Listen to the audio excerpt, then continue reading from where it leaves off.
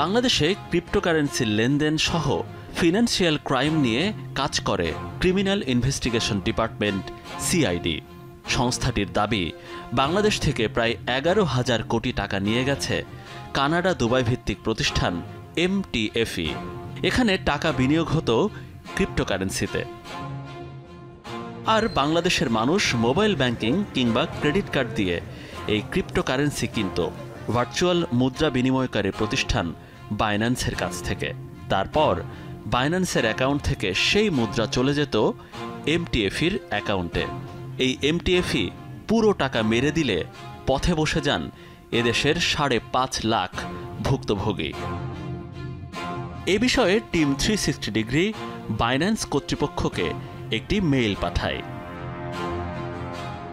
ফিরতি মেইলে বাইন্যান্স কর্তৃপক্ষ জানায়, বিষয়টি নিয়ে তারাও উদ্বিগ্ন। টিম 360 ডিগ্রিকে ধন্যবাদ জানিয়ে আরও বলেন, বাংলাদেশ থেকে কত টাকা পাচার হয়েছে এবং কারা করেছে পুরো বিষয়টি তারা তদন্ত করবেন। 1 মাস পর তদন্তের বিষয়টি জানতে চেয়ে আমরা আবারও ইমেইল পাঠাই, কিন্তু সেই মেইলের জবাব এখনো পাওয়া যায়নি। তবে সিআইডির তদন্তে বেরিয়ে এসেছে MTFE এর মূল প্ল্যাটফর্মের চুক্তি বাইন্যান্সের সাথে ছিল না। এদেশের মানুষ না বুঝে বিনিয়োগ করেছিল MTFEর নকল প্ল্যাটফর্মে। MTFE যে কাজটা করেছিল, ওরা নিজেদের মতো করে একটা নেটওয়ার্ক তৈরি করে সেখানে আপনাকে ক্রিপ্টোকারেন্সির মাধ্যমে বিনিয়োগের কথা বলেছে, বাট ওটা কিন্তু ক্রিপ্টোকারেন্সির রিয়েল বিনিয়োগ না।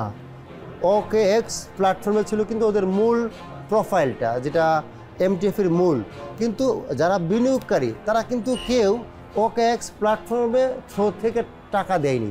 MTFE জনগণের কাছ থেকে টাকা ওদের পকেটে নিয়ে সেই টাকা OKX প্ল্যাটফর্মে ডিপোজিট করে তারা বাড়ি নিয়ে যাচ্ছে।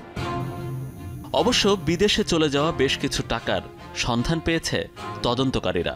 OKX প্ল্যাটফর্মে চিঠি লিখেছি, চিঠি প্রায় $3.7 মিলিয়ন আমরা ফ্রিজ করতে পেরেছি। আমি আপনাকে সেটা চিঠিটা দেখাতেও পারি। OKX প্ল্যাটফর্মে এটা তাদের আইডি ছিল, এই আইডি ব্যবহার করে তারা টাকা নিয়ে গেছে। আমরা OKXকে চিঠি দিয়েছি, আমরা 30 দিন পরে আবার দিব, 30 ডেজ পর পর দিতে হয়, টাকাটা ফ্রিজে আছে। এবং চ্যালেঞ্জ এখন ফিরিয়ে আনা। তবে এত কিছুর পরেও থেমে নেই বেশ কিছু প্ল্যাটফর্ম। বাংলাদেশের জনগোষ্ঠীর প্রায় 2 ভাগ মানুষ এখন বিনিয়োগ করছে ক্রিপ্টোকারেন্সিতে। চেনালাইসিসের এক প্রতিবেদনের তথ্য বলছে, ক্রিপ্টোকারেন্সি ব্যবহারে 151টি দেশের মধ্যে বাংলাদেশের অবস্থান 31তম। অথচ এটিকে এখনও বৈধতাও দেয়নি বাংলাদেশ। বাংলাদেশে ক্রিপ্টোকারেন্সি এবং বিটকয়েন দুটি অবৈধ। অতএব যে দুষ্টচক্র এই দুইটি মাধ্যম ব্যবহার করে সর্বসাধারণকে বিভিন্ন প্রতারণার ফাঁদে ফেলছে, তাদের প্রতি আমাদের আহ্বান হবে যে তারা যাতে এই কাজ থেকে বিরত থাকে। এবং দেশবাসীর কাছে আমার অনুরোধ থাকবে, তারা অবশ্যই বিটকয়েন বা ক্রিপ্টোকারেন্সিতে কোনো প্রকার বিনিয়োগ করবে না। বৈধতা না থাকলেও খোদ কেন্দ্রীয় ব্যাংক বলছে, ক্রিপ্টোকারেন্সির মাধ্যমে অর্থ পাচারের লেনদেন আরও বেড়েছে, আর এর সাথে জড়িয়ে পড়ছে হুন্ডি ব্যবসায়ীরাও। বাংলাদেশ ব্যাংক দেখেছে যে এই বিটকয়েন বা ক্রিপ্টোকারেন্সি বা ডিজিটাল কারেন্সি আমাদের দেশে বৈদেশিক মুদ্রার পাচারের অন্যতম একটি মাধ্যম হিসেবে ব্যবহার হয়।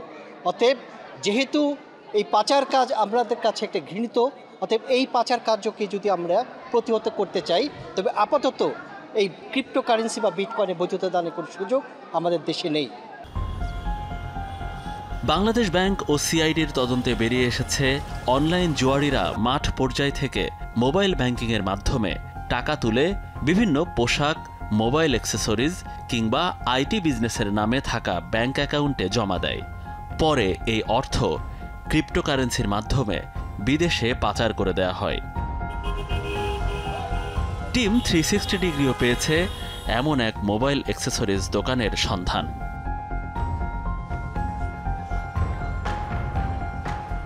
রাজধানীর গুলিস্তান এলাকার সুন্দরবন স্কয়ারের এই দোকানের মালিক মাইনুদ্দিন রাজু, বাড়ি লক্ষ্মীপুরের রামগঞ্জে। এই ব্যবসার আড়ালে তার মূল পেশা অনলাইন জুয়া পরিচালনা করা। এটা কি রাজু ভাইয়ের দোকান না? মাইনুদ্দিন রাজু উনি কোথায় আছেন? আমি তো বাইরে আছি। বাইরে কোথায়? চায়না আছে। চাই না, তো রোজা লাগে গেছে, এখন আসে না। অবশ্য বেশিরভাগ সময়ই রাজু দেশের বাইরে ঘুরতে পছন্দ করেন। এই রাজুর গুরু কামরুজ্জামান শুভ। Bet365 এর আদলে অনলাইন জুয়া চালাতেন তিনি। এরপর সেই টাকা বিনিয়োগ করে গড়ে তোলেন রিথ গ্রুপ, বাগিয়ে নেন আওয়ামী লীগের কেন্দ্রীয় কমিটির তথ্য ও গবেষণা বিষয়ক উপকমিটির সদস্য পদ। 5 আগস্টের পর রেস্টুরেন্ট, ফার্নিচার ব্যবসা বন্ধ করে দেন। সেই ঠিকানায় এখন অন্য প্রতিষ্ঠান। রিথ আইটি লিমিটেডের অফিসে গিয়েও দেখা যায় এটি এখন একটি শিক্ষা প্রতিষ্ঠান।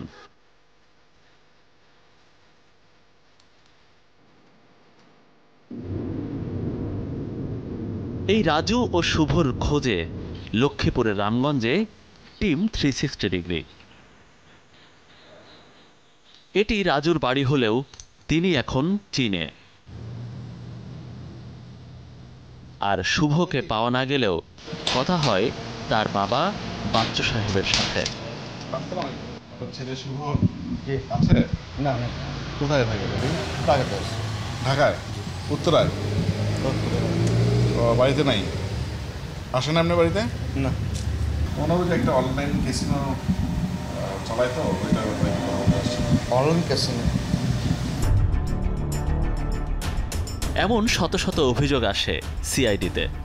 তবে আইনি দুর্বলতায় ধরাছোঁয়ার বাইরে থেকে যায় মূল হোতারা।